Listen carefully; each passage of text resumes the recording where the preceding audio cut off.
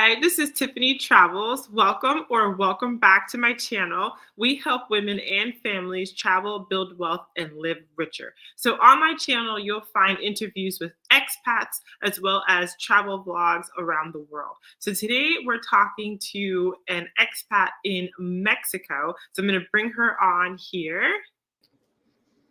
Hi. Hi, Tiffanie. How are you? Good. How are you doing? I'm good. I'm excited to chat with you today. Yes, thank you for being on the channel. We could start by you introducing yourself, introducing your channel, and letting people know what kind of content they can find over there. Yeah. Hi, everyone. I'm Keisha, but some of you might know me as Keisha Be Traveling. So I'm a digital content creator and I create content on YouTube. And I'm currently based in Playa, Carmen, Mexico. So I started my YouTube channel because I moved to Mexico 2 years ago. And, people have so many mixed perception about what Mexico is. And they're just like, did you lose your mind? Why are you in Mexico? So I just wanted to just create my channel, showing myself just solo traveling and just experiencing regular, normal life in Mexico to kind of help shift the narrative around, like, the negative perceptions is all people see of Mexico. So I wanted to be able to show something else. Okay. And then do you speak Spanish? And did you speak Spanish before moving to Mexico or as a result of moving to Mexico? Before, so I can talk a little bit about that. So I actually initially started learning Spanish when I was living in Jamaica. So I was born in Jamaica and I moved to the United States as a teenager.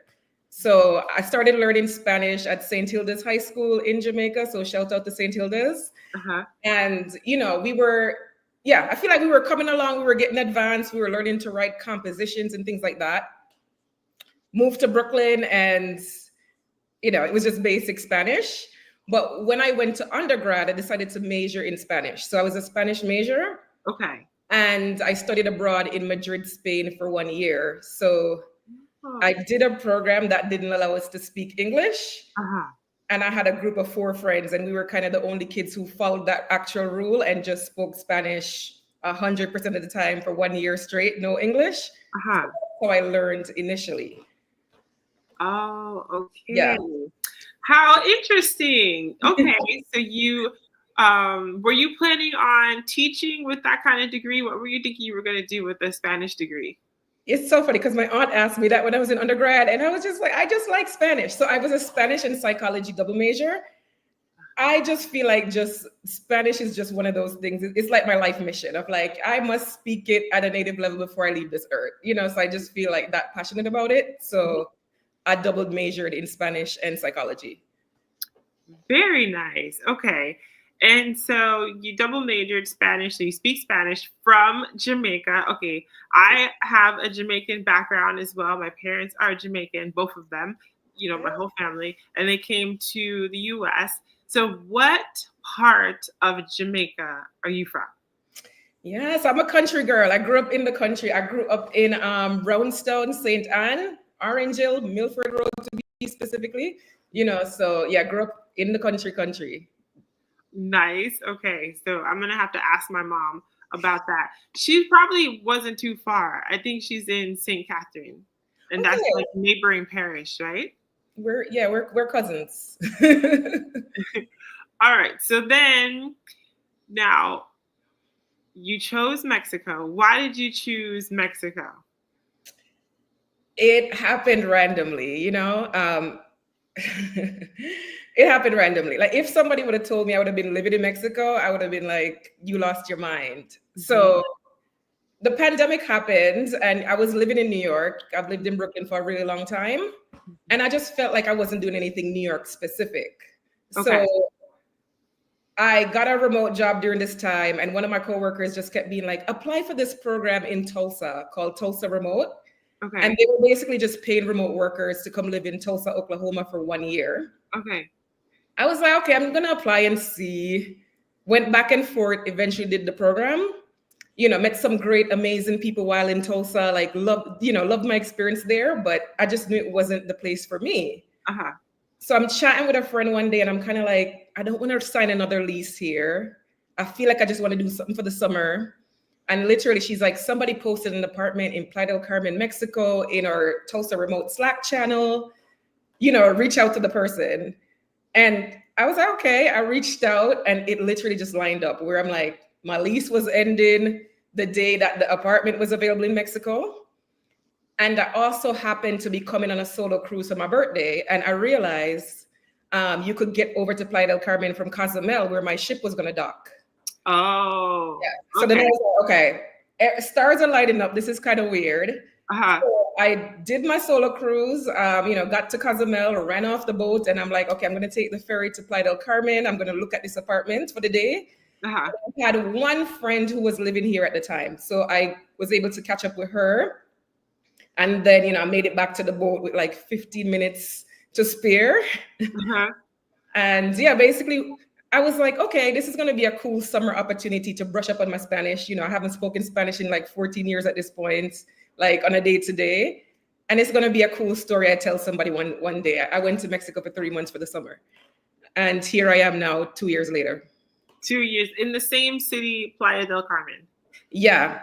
I took some time to travel to explore different cities around Mexico. I was trying to feel out, could I see myself somewhere else? And then eventually I came back to Playa last July. Okay, so tell us about Playa del Carmen. It's a coastal city, right? It's right by the beach, and it's touristy. It's like high tourist city. Yes. Okay, tell us. Yeah. That's it. Yeah. We are in what we call the Mexican Caribbean, because we are by the Caribbean Sea. So we get the same Caribbean Sea as the rest of the Caribbean, but we also get the Mexican cultural pieces. But it is a very touristy town. It's located in between Tulum and Cancun. So you could get to either of those within an hour. Yeah. So I kind of describe it as like I live in the Times Square of Mexico. I like to think of it that way. But because of that, there's like a lot of transiency. There are a lot of people coming in like 2-week vacation, 1 month vacation, and then there are your people who are living here 1-2 years. So interesting. Okay, and then which airport is closer? Because there's an airport in Cozumel, which is right over the water, right? And then there's Cancun. So when you travel, which one do you use? Yeah, so typically I go out of Cancun Airport, but they've also added an airport in Tulum last year. So you can go to Tulum as well. And you also have the option of taking the ferry and going over to Cozumel. So I think they're all about equidistant. But I prefer Cancun. Okay. And what have you been doing for visa? So you're in Mexico for 2 years. What kind of visa are you able to get? Yes. So, as an American citizen, like you don't need a visa to come to Mexico. So typically how it works, you buy your plane ticket the same way you would. And when you come, US citizens are typically granted 180 days, right? So 6 months. So you can legally stay up to 6 months at a time. If you want to stay beyond the 6 months, you can apply for like your Mexican residency. So I'm a Mexican resident. And this basically allows you to stay past that 6 month period. And how that works is you apply in your home country. So I had to do it in the US. And you do part 1 there. You have to meet a certain financial requirement. And then you get the visa and you come to Mexico and you have to do part 2 within 30 days, where you go to the consulate here and, do some more paperwork, fingerprinting, and you get the physical card. So initially the card is for 1 year. And then after the 1 year, you can apply for a 3-year temporary residency. So I just redid my 3-year in December.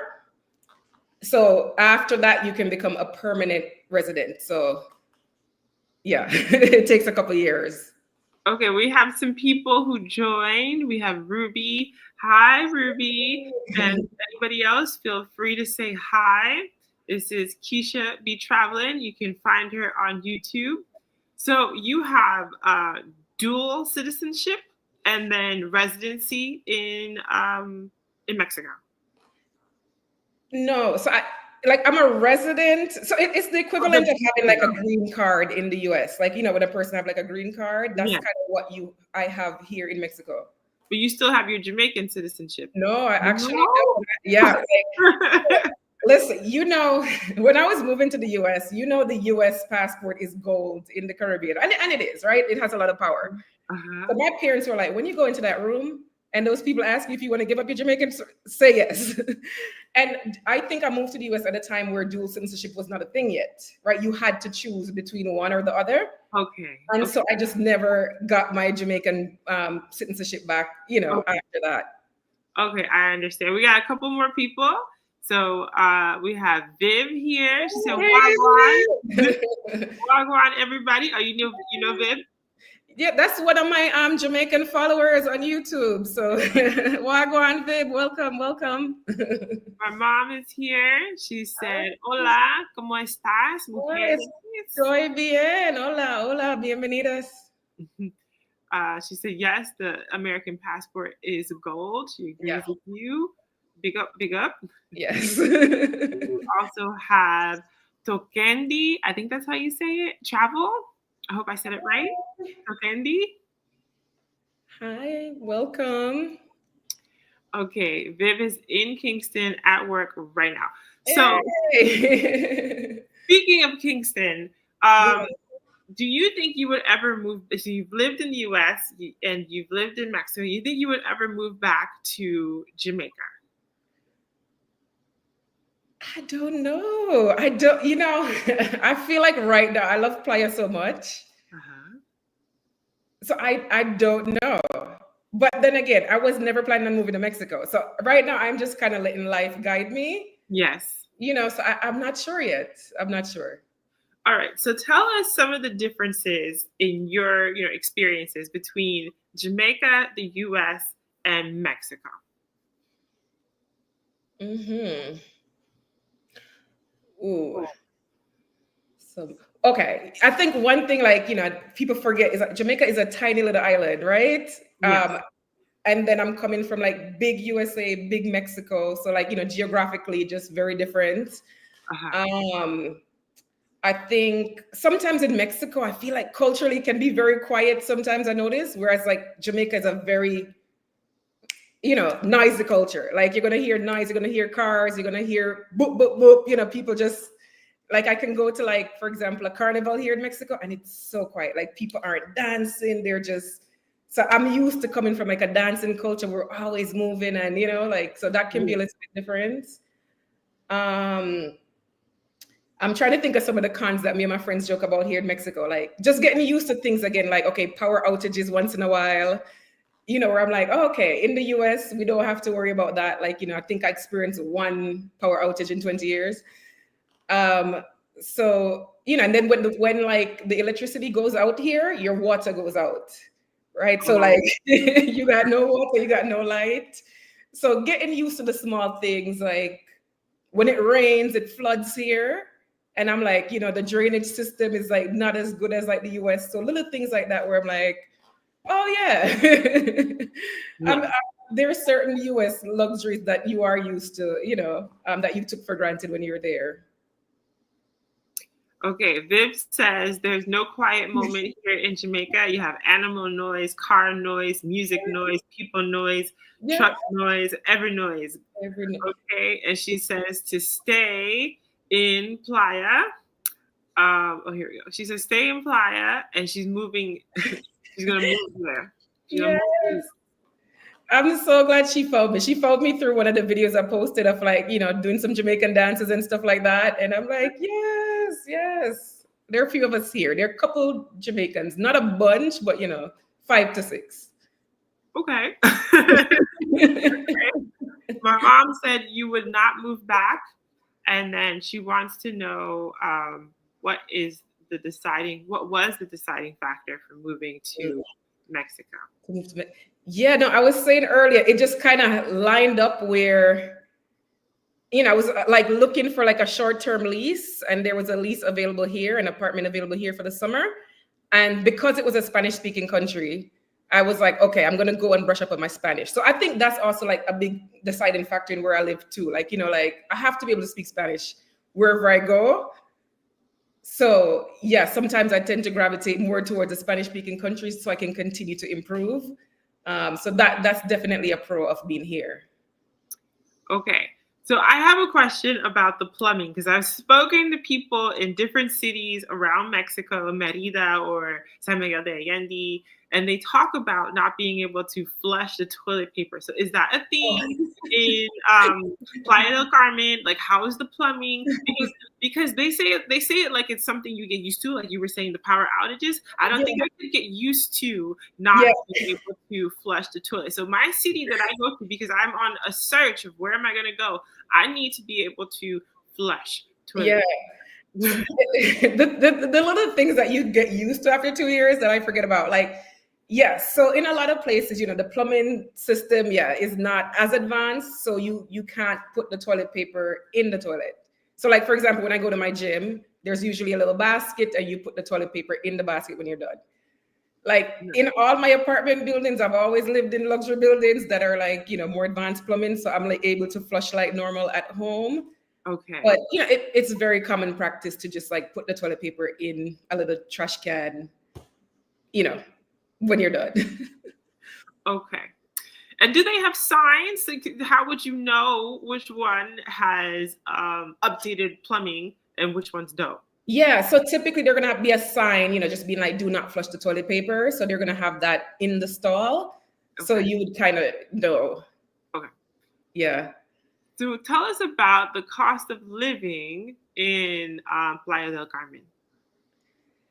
Yeah, so it's interesting. It's interesting. I feel like the cost of living here has gone up a lot over the last couple of years. I feel like when the pandemic happened, a lot of people started coming to Mexico because Mexico was one of the few countries open and accepting foreigners. Okay. But over the last couple of years, so when I talk to people who were here since like 2020, they're just like, "Oh my God, rent prices have skyrocketed," So like in the tourist zone, if you're like in one of fancier luxury building, you're going to be looking to spend maybe 900 plus USD a month.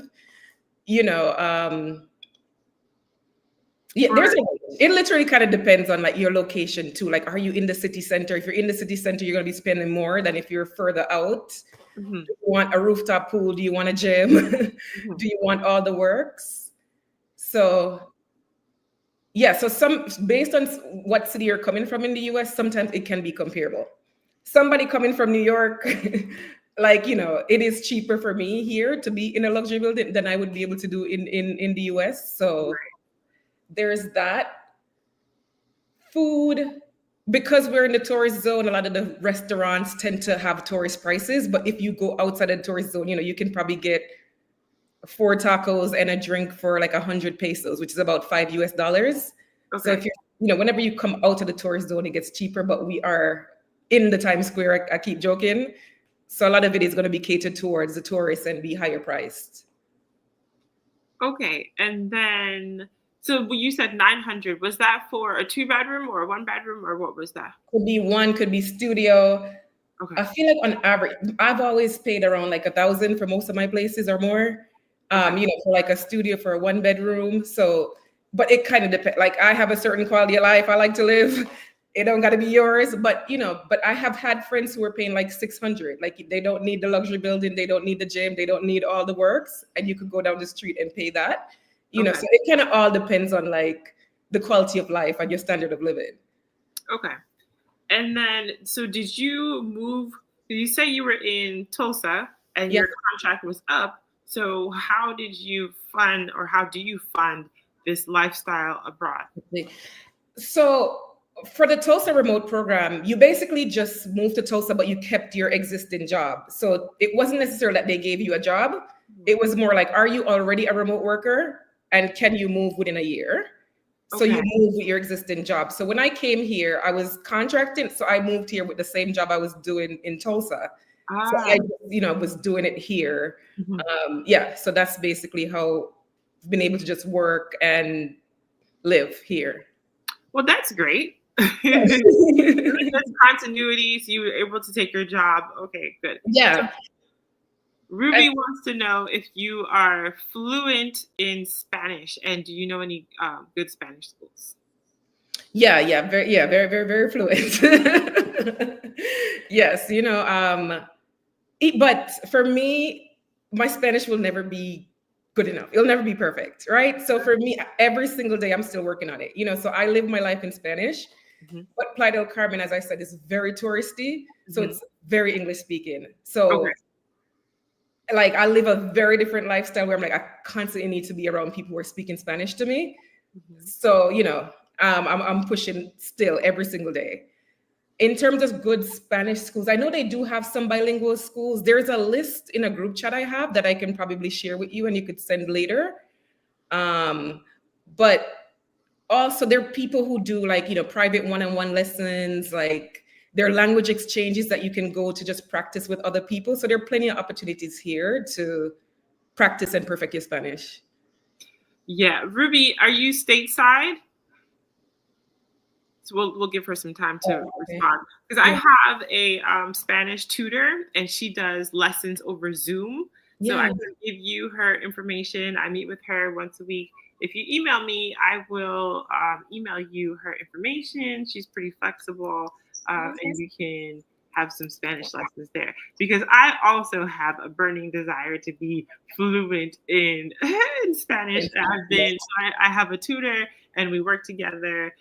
But like you say, I'm not where I want to be. I can understand like half of conversation. Yeah. They can understand me, of course, because I'm using words that they know, but they might speak to me and use words that's outside of my vocabulary. So when I talk to them in Spanish, they understand, I can get things. When they talk back, I get like half of it. Like, yeah, comprehension can be like the hard part. I think immersion is kind of like the way you're going to learn. Like, like kind of like when I was in Spain, I said like me and my friends just never spoke English to each other, right? And that's how you learn. Because if there's ever a time that I don't know a word, like for example, we're talking about a pool and I don't know how to say pool, I have to describe it in Spanish to her, right? It's the thing that people have in their yards. You could swim in it. It's not a beach. You got to explain it and then you'll get it, So like you have to just constantly be around it and in it to learn. Yeah. Okay. One day I'm gonna take extended travel. I'm gonna get it. Yeah. Or even small things. Listen to podcasts. Like Duolingo has a podcast where you can hear stories every day. So little things like that. Or spend 1 hour just at dinner with your friend talking in Spanish instead of in English. It's those little things that get you, to that level. Yeah, I was thinking of doing like a live where people talk in Spanish, because you may not necessarily have people to converse with. So like, what about a chat? So you're talking in Spanish online, like once a week or something. Yeah. So we'll see. Yeah, a language exchange, like virtual. Yeah. Yeah. All right. So how do you handle the healthcare over there? Do you have like nomad insurance, or do you just do public healthcare? Yeah, so healthcare here has been, for me at least, has been affordable. So like, Mexico is just like the accessibility to healthcare for me, at least for what I've needed, has been great. So you can just walk into a place and there are different packages of like, do I want to test my cholesterol and this package, or do I want like a prenatal package? You just literally pick out what you want. They do your blood work, you get back your results. I've gone to like the OBGYN, gone to radiologists here. So for like something like a ultrasound, I did for about like $20 US, Oh my gosh. $20 US, so yeah. So for me, I'm like, sometimes it's just easier to just go in and do it. Yeah. Blood work, I can't remember how much, but like very, very little.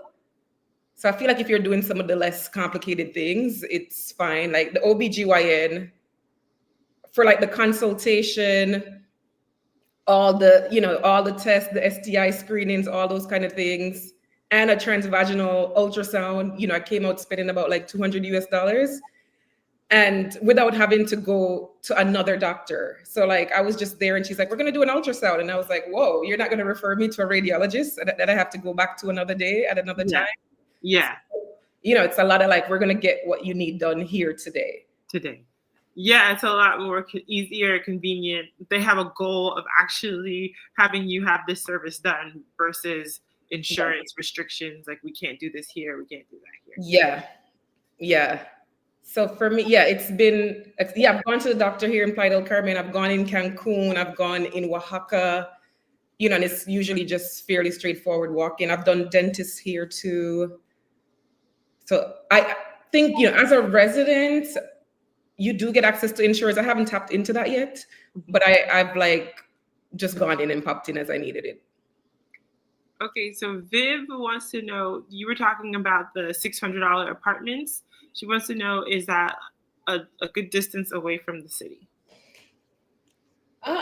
So typically those are going to be a little bit of a distance. You might have to bike in, ride in, take a taxi in.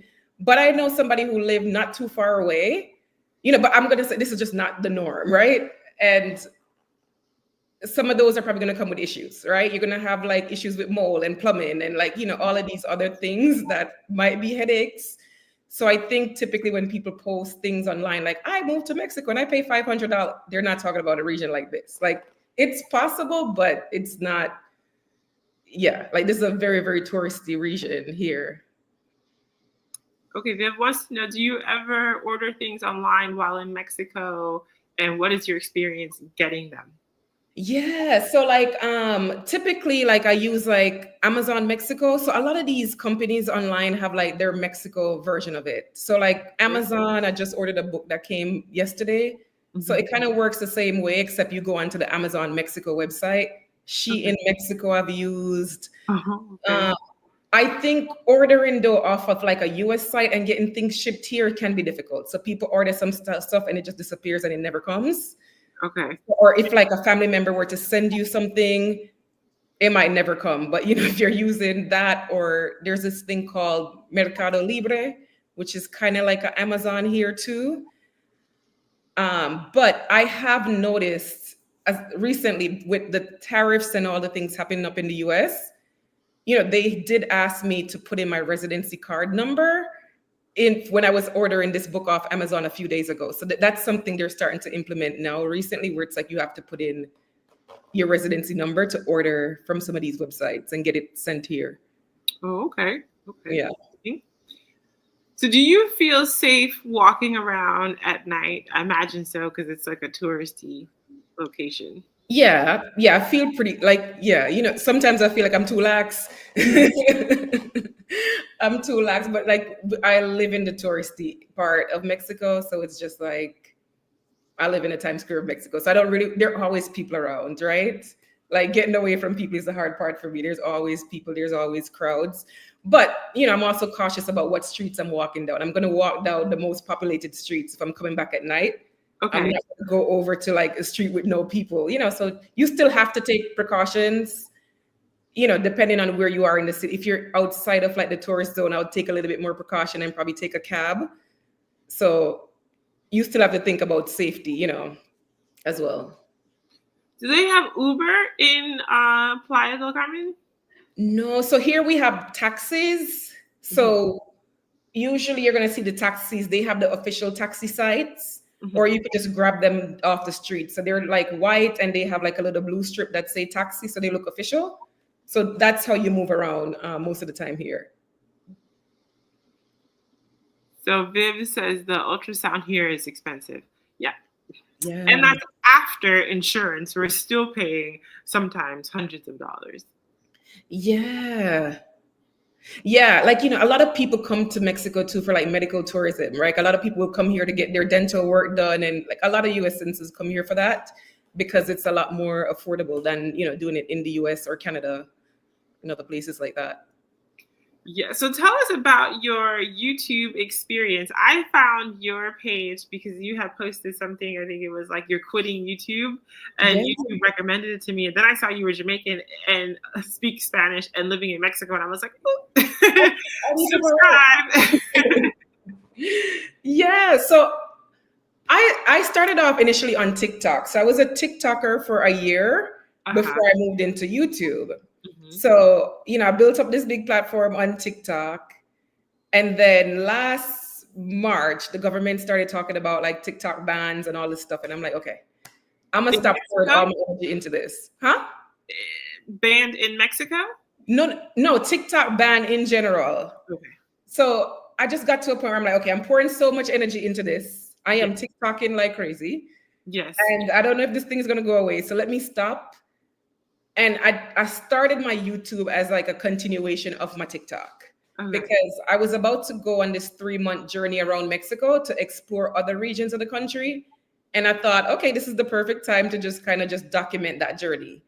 So my YouTube starts, with me being in Mexico 1 year already and leaving the place that I've known and going into new cities to explore different regions of the country. Okay, good. Yeah. So in terms of like challenges with it, so I feel like when I first started, man, my numbers were crazy. Like I would post a video and I'm like hitting 1,000, like in no time. It was just constant, like for months and months and months. And then I got to the point where I monetized, and it's like they refuse to push a video out ever since then. It just feels like the algorithm just hates you. Okay. And man, I was doing so well until I monetized this channel, and it's just like nobody's seeing these videos anymore.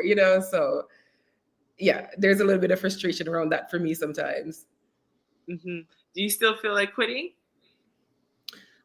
Honestly, during that period, some days, during that period, like I wasn't living life. I was really just being like, I set this goal, I'm in tunnel vision for it.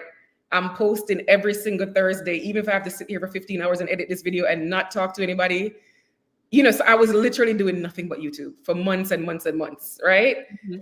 So I think because I pushed so hard, I burnt out. Like I literally just crashed. Mm-hmm. And I actually took off 2 months. It doesn't look like it because I had so much content that I recorded already. So I took 2 months where I'm like, I'm not vlogging. I'm not even picking up this GoPro. I'm not doing anything. I'm just going to live life. So I really got back into my dancing and just going out and just making sure I was like having fun with friends again and just existed, and not being so attached to like, okay, did this video do well today?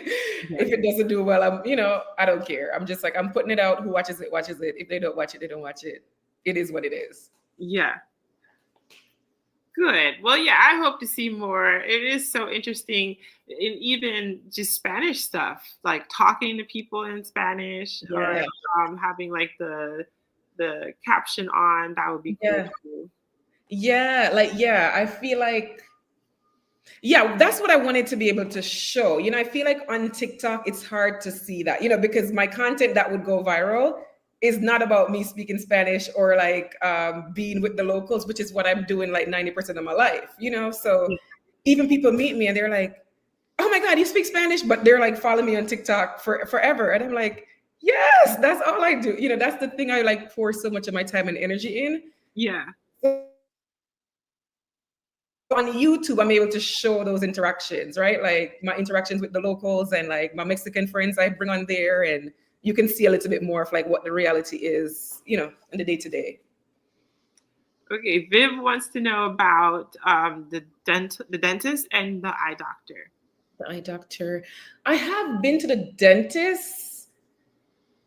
Like I can't remember the price off the top of my head to go to the dentist, but it was pretty much the same concept of like I went in and I paid out of pocket. But I can't remember, like I can't tell you like price wise how much it was at this point. I'm gonna probably have to just like look it back up and like send it to you probably via YouTube or email. Maybe email me and I'll send you the info for that later. Okay, my mom wants to know if you still have the remote job. Or did you acquire a new job? No, I still have my remote job. So I'm contracting, so I still have like that job. That I do in addition to YouTube. So did you feel lonely moving to a place where you didn't know anyone? Yeah, before I moved to Mexico, actually, I was like very worried about that, to be honest. Like I was so worried about it because I had gone to Tulsa and I'm like, I picked up my life, moved to Tulsa, made all these friends. I know I got to start this again. So when I got here, I freaked myself out. I almost didn't come because I'm like, I'm not going to have friends. Mm-hmm. But it has not been difficult for me to make friends here. Like I have so many friends here. Like for me, it's like just getting an hour of people not talking to me is like what I struggle with here, where I'm like, oh my God, I just want to go outside today and not talk. Yeah. So when I got here, like, I was like, I'm living my life in Spanish. So right out the gate, I started doing language exchanges. So day 2, I found a language exchange, and this is where you go and you practice your Spanish with others. And I said to myself, I'm gonna make one friend today. And I ended up meeting 5 people like day 1. I walked away with all these phone numbers. Day 5, I'm joining a gym, so like gym and group fitness things are my thing. So I joined this one gym 2 years ago. I'm there 5 days a week, first thing in the morning, working out with the same people for the last 5 years, last 2 years. Mm-hmm. So yeah, so I have like all these different communities that I've been able to build because of that. Okay, so that's how you make new friends where did you find the language exchange? I think I might have found it on Facebook or something. I think I joined some like expat groups on Facebook before I came here. Okay. Yeah, but while you're in Playa, there's like a super massive spreadsheet with 160 groups that you can be a part of. So whatever your interest is, I'm always like, if you have an interest, there is a group for it. If you want to sew, I'm pretty sure there's a group for sewing. If meditation and sitting on the beach is your thing, belly dance, yoga, you name it, there is a group for like every single thing imaginable at this point. Right. Okay. And then what about your friends in the US? Has it been challenging keeping up with them? Do they come visit, or do you go back a lot? Yeah, some of them keep up with me via my YouTube channel, right? So that I'm always like sending them like the videos, and then they comment and they're on it. Mm-hmm. Last year, I had a lot of visitors. Like my first friend came to visit my 3rd week here in Playa, mm-hmm. And then 2 weeks after, another friend came in, and 2 weeks after. And then last year was a lot of like, hey, I'm coming to Playa next week. Mm-hmm. I was constantly hosting and entertaining people, like to the point I just burnt out. I'm like, I cannot walk down 5th Avenue with one more person.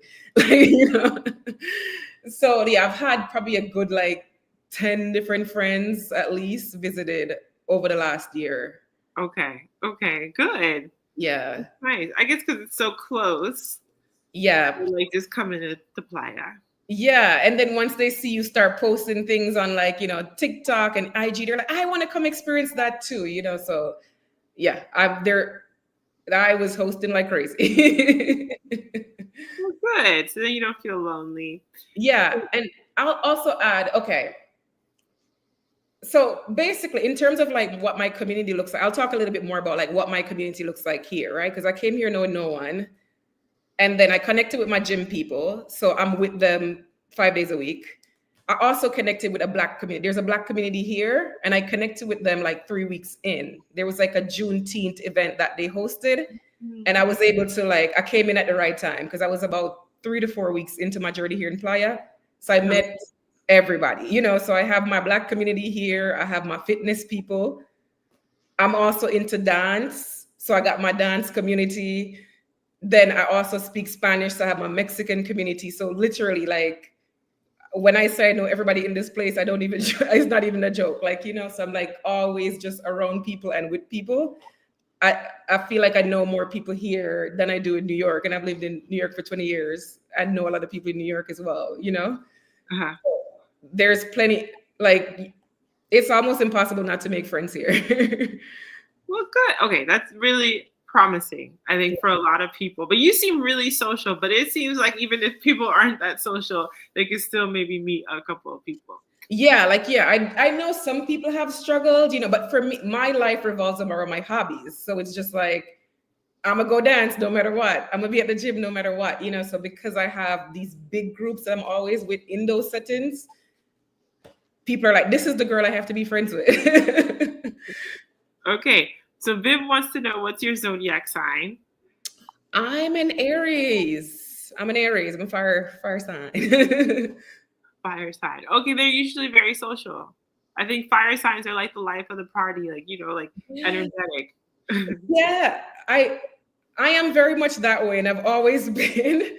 And I feel like people are just drawn to be natural. It's to the point where I'm like, I literally don't have the capacity for one more friend. Like, unless I got to quit YouTube or quit my job or quit gym, I just don't have the capacity. And it's nothing personal against anyone, because I also value my one-on-one time with my close friends. And I'm like, I need to be able to sit with my close friends and give them my undivided attention. And it's just me and you in this moment, talking about the good and the bad, in addition to all the active things I already do on a daily basis.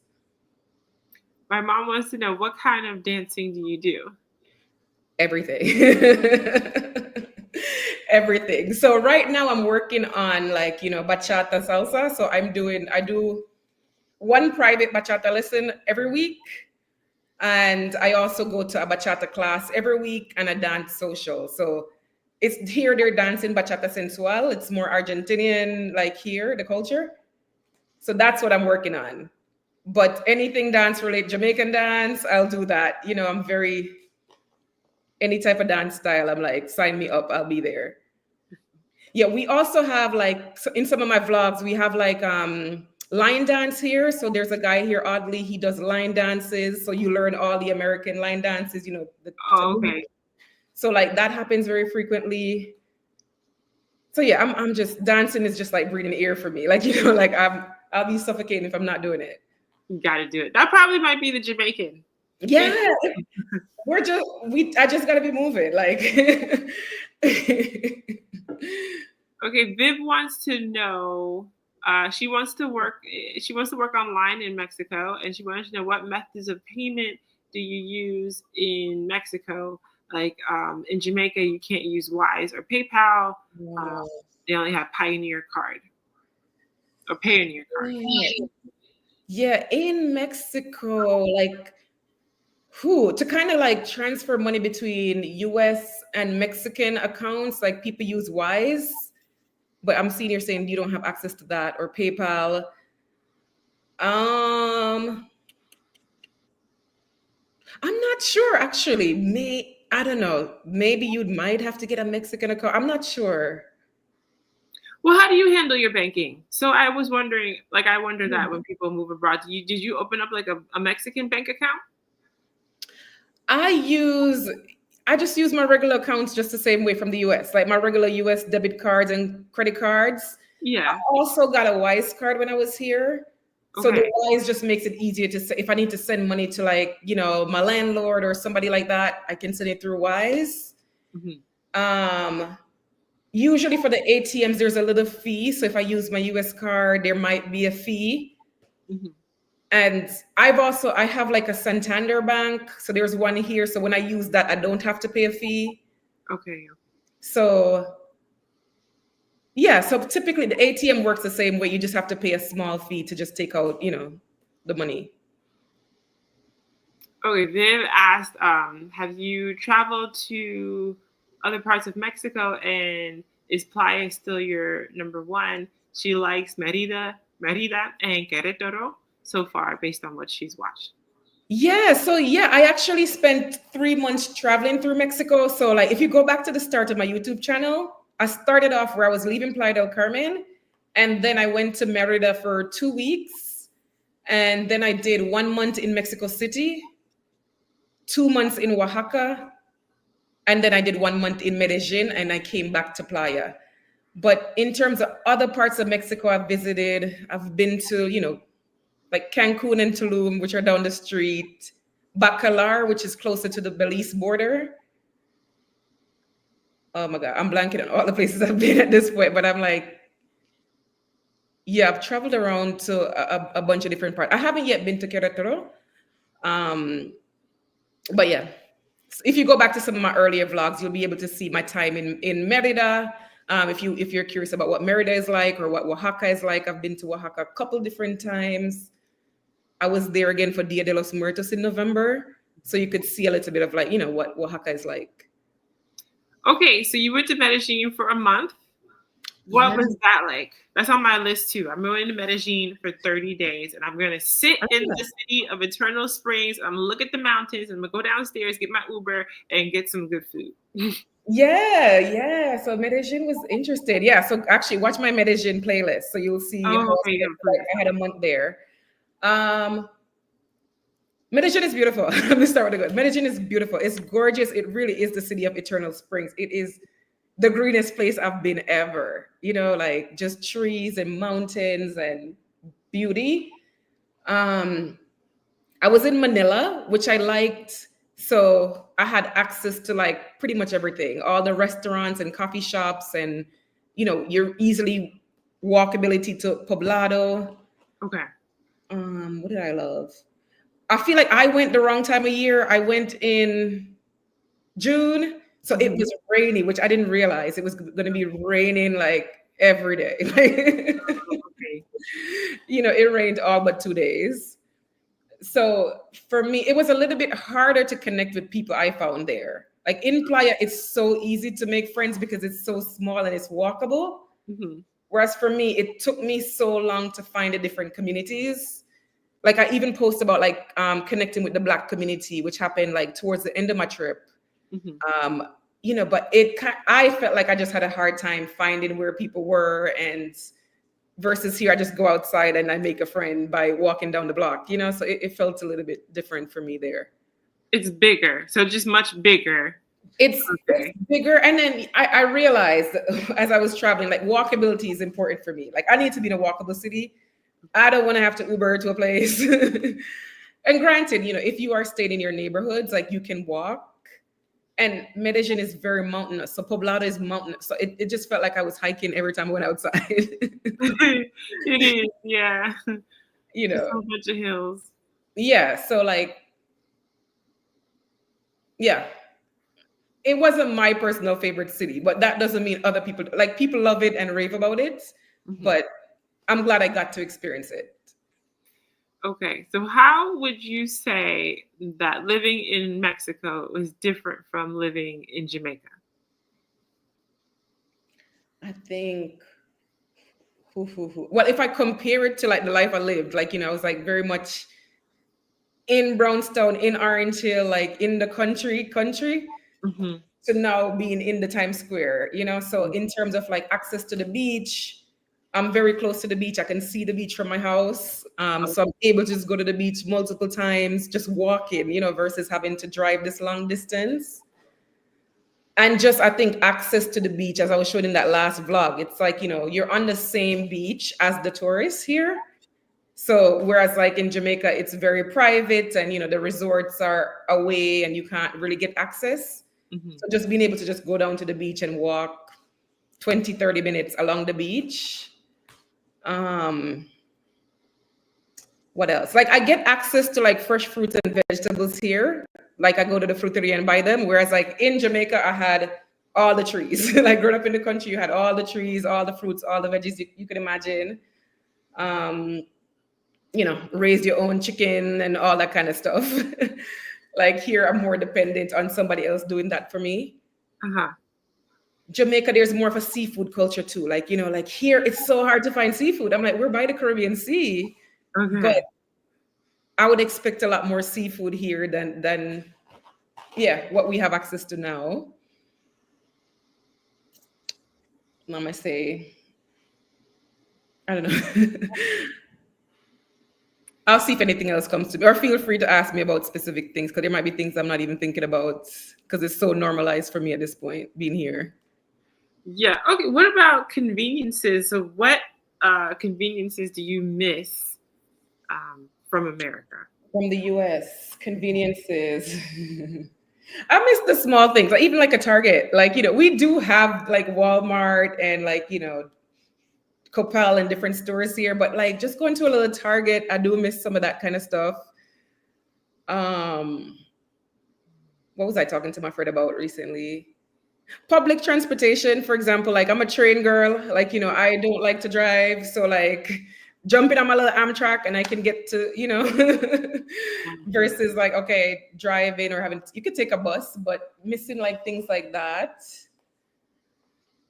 Access to like your hair products. I can't just walk into a store and be like, I want some lock cream today, so like you have to make sure like you're bringing in some of those things already. Yeah, or it's just my friends when they come, I'm like, can you buy this Olay cream for me? Or like, can you buy this Aveeno like sunscreen? So being able to find a certain brands that I would like here can be limited. And the other thing I would say too, like stores will just pop up and disappear here in Playa, right? Like I got my lashes done at this place that I really loved 2 months ago, and now the whole store shut down. So like you can't even get attached to some certain places sometimes, you know, so things like that where I'm like, I finally found a really good lash place and now you're gone. Another person joined Roots Jamaican. What go on, Marvin? It's another Jamaican. He owns a Jamaican restaurant here. In Playa del Carmen? Yeah. Oh, you got a Jamaican restaurant in Playa del Carmen? Yeah. Yeah. Yeah. We got a couple. So like actually it's in a couple of my vlogs. So my New Year's vlog, I went there for dinner. Okay. I have a couple of vlogs where I go to the Jamaican restaurant. So yes, shout out to Marvin. Yeah, Roots Jamaican restaurant. Okay, nice. And my mom says go into the bodega to get pigtails in the bucket. Yeah. Access to certain foods too. Like, you know, living in the tourist zone too, it's like, you know, a lot of the food is catered to the tourist palate. So, you know, so sometimes like it can be very hit or miss, you know, where I'm like, all right, I want some good sushi, but like it's going to be okay. Like, you know, things like that where there is a diversity of food here, but is it going to be the quality I would have gotten like in a place like New York? No. You know, yeah. Okay, so you wake up and it's a Tuesday morning. What does your day look like? My Tuesday always looks the same. So I go to the gym first thing in the morning. So like I am going to go to the gym and take the same weightlifting class I've been taking every Tuesday. So typically I'm at the gym first thing. And then lately I've been walking by the beach. So I'm like, let me just walk along the beach. Sometimes I'll jump in and then I'll walk, and I usually go to like the fruiteria after. I'm like, I need some coconut water or lemonade or some fresh fruit. And I come home, and typically in the daytime, I'm like, this is when I'm working. Okay. You know, it gets really hot, especially in like the summertime. So around like starting April, it's hot. I usually spend most of like the daytime when it's really hot inside just doing my work. Okay. And then in the evenings, I'll go down for an evening walk, you know? So like I'll just go down to the beach and walk and sit out, catch the sunset. But yeah, that's pretty much what it looks like. So when you were in New York, did you do as much activities? It seems like your life is very like you have your dancing and then you have your language exchange and then you have your gym. So you feel like very active in all of these group. Was your life like that when you were living in the US? Yes, like gym always, you know, like I've always been a group fitness person, danced, like I've always had a lot of friends, like always had a big group of friends. I feel like when I started struggling a little bit was post-pandemic. That's when it became hard to see friends, you know. Okay. It just felt like I wasn't seeing anybody for months and months. Okay. I would say here it's just easier to meet up with people because it's smaller, right? So I can text my friend literally right now and be like, in an hour, you want to go for a walk? And more than likely it's going to be a yes. Versus in New York, it's like, all right, on March 15th at 6:30, you're stressing me out when you start telling me calendar things, you know, like, so I do feel like here work-life balance is important for a lot of people. So like you are taking time after work or in the middle of the week to just do things for yourself. And it's not all just grind 24/7. Okay. So what is a must-try dish in Mexico? Must try like I love me some chilaquiles. Is that like a bowl of chile? Wait, sorry, is that what? It's like a dish that comes with like tortilla chips, and you know they'll add sauces, and you can add like chicken and onions, and you know it can be crunchy. Okay. So some people serve it for breakfast. You can have it with eggs if you want, or for lunch is more like meat. But like that's one of my go-to things where I'm like, I'm having a bad day. I need some crunchy chilaquiles. What else? I mean, of course, tacos. Like you have to, if you come here, like check out the food trucks. Like, you know, go try some different tacos. What else do I love that is here? It'll come back to me. Okay, what's a must-try dish in Jamaica? Curry chicken and white rice. Curry chicken with white rice, like, because everybody always says jerk chicken, and I'm like, jerk chicken is good, but like my curry chicken, white rice with some cabbage, absolute must for me. Like, venture out and do something else. Of course, I'm oxtail, but anything with curry for me is a thing. I'm a curry girl.